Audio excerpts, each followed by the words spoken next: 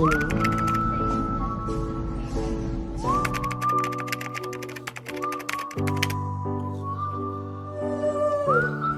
কেউ বলেছিল, she arrived like a dawn, dipped in a gold, a tiny heartbeat, and suddenly our home bloomed with fortune, laughter and light. Luck didn't knock, it cried softly in our arms. গল্প কখনো একজনের হতে নেই, এতে কবি পাপ দেন। তাই শাপলা দিঘির পাড়ের দুই শালিক ঘর বেঁধেছে হাজার স্বপ্নে। চলুন একটা গল্প শুনে ফেলি।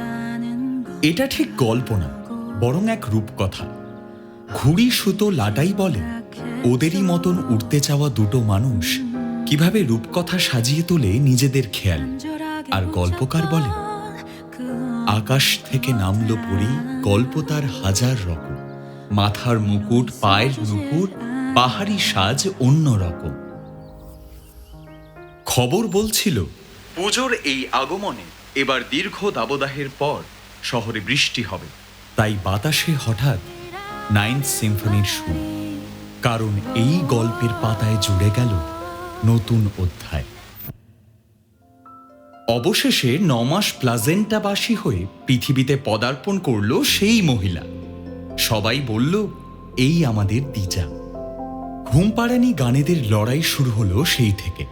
তবে আজ দিন যে বড্ড অন্যরকম।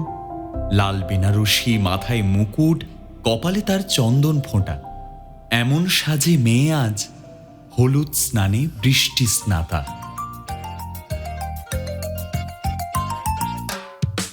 আমি আজ ভেঙে দেব জোড়া ফুলদানি, বড়দের টিভি খুলে খেলতে যাওয়ানি, ছুঁচো বাজি ছেড়ে দেব ঠাকুমার ঘরে।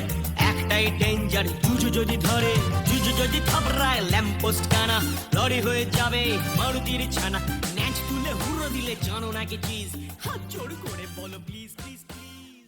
তাই ঈশ্বর বলেন আজ বসন্তের উৎসব, কারণ আজ তার প্রথম ভাত। আর সেই আয়োজনেই সাজো সাজো রব। সন্ধে নামে নিয়ম মাফিক, শুধু কুণ্ডু বাড়িতেই আজ বেনিয়ম। এই যে আজ তার অন্নপ্রাশন, জমজমাটি হল্লাহাটি সব কিছুরই মাঝে গোলাপি পরি ডানা মেলে নতুন এক সাজে। আজ তাই হাজার আলোর ফোয়ারায় গল্পরা ভীষণ রঙিন, ভীষণ জীবন্ত। কিন্তু গল্পকার শুধু দেখে দুটো মানুষ কেমন করে 2 থেকে 3-এর ক্যালকুলাসের হিসেব কষে, কেমন করে ইঞ্জিনিয়ারিংয়ের সেই শান্ত মেয়েটা চোখে চোখ রাখে প্রিয় বন্ধু। ওরা ইশারায় প্রতি মুহূর্তে বোঝায় শুভক্ষণ এই তো শুরু, এখনো অনেকটা পথ হাঁটা বাকি।